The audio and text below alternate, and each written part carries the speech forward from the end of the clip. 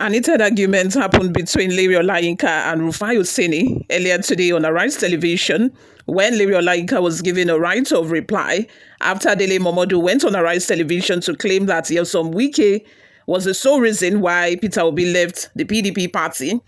Anyway, guys, the subject of discussion, or should I say the cause of the argument, was the fact that Lere Olayinka, believed that because Dele Momodu did not study journalism in school, that, made him not to be a journalist.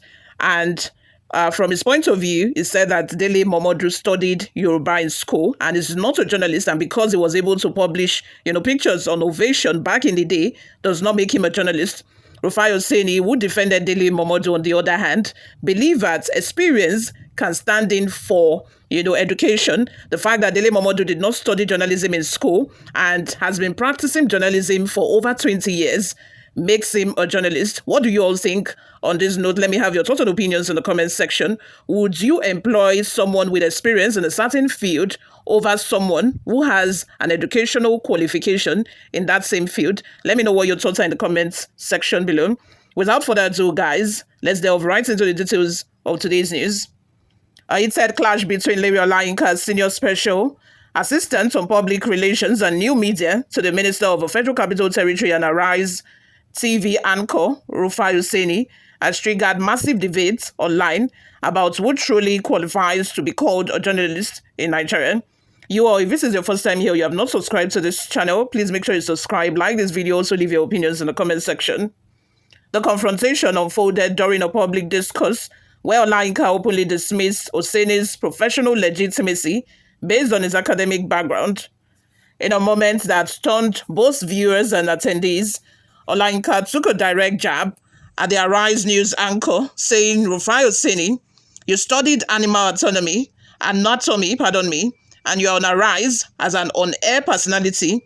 You cannot face me and call yourself a journalist. I wouldn't agree with you because you don't study journalism. The remark instantly stirred reactions, with many interpreting it as a public embarrassment meant to discredit Oseni's career in broadcast media. Olayinka's statement, you are not one of us, echoed across social media platforms, sparking an avalanche of reactions from supporters and critics alike. However, Rufai Oseni, known for his strong opinions and firm stance on issues, didn't back down. He countered Olayinka's assertion by highlighting his extensive experience and professional development over the years. For your education, it's obvious you don't even know that journalism is broad and there is a need for a lot of education, that there is multidisciplines in journalism. I have also done a lot of work and training in this business, having been a journalist for over 20 years, Oseni responded. The incident has since gone viral, igniting a wider debate about whether formal academic qualifications are more important than practical experience in journalism. While some agree with Olayinka that a journalism degree adds credibility, others argue that experience and media exposure should not be undermined.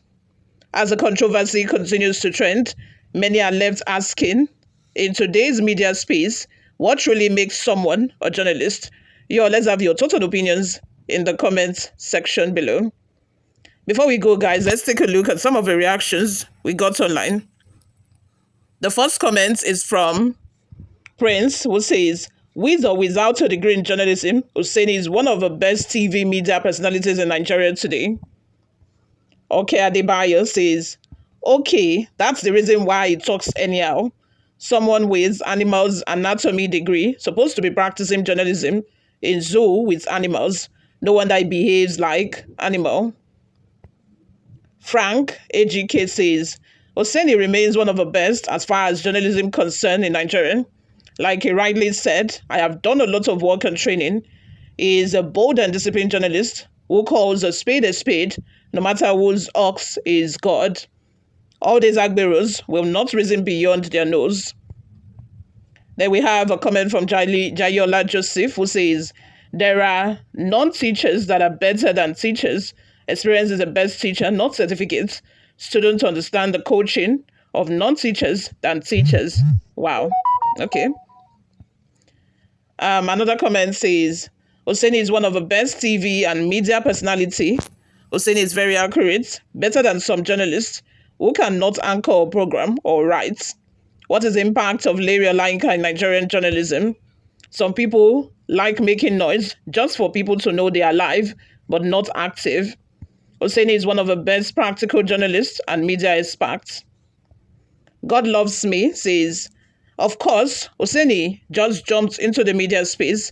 He is not a journalist by profession. What qualifies you as a journalist is your investigative skills and reporting skills. That you can talk from now till next year does not make you a journalist. If you are not a teacher, you can never be good in the classroom. Abayomi Joshua says, I watched the interview live. Lere gave it back to Rufai, woto.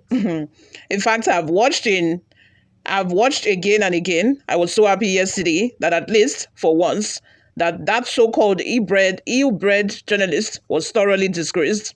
Lere proved to him that he's a proper Ekiti man, as fearless and direct as ever.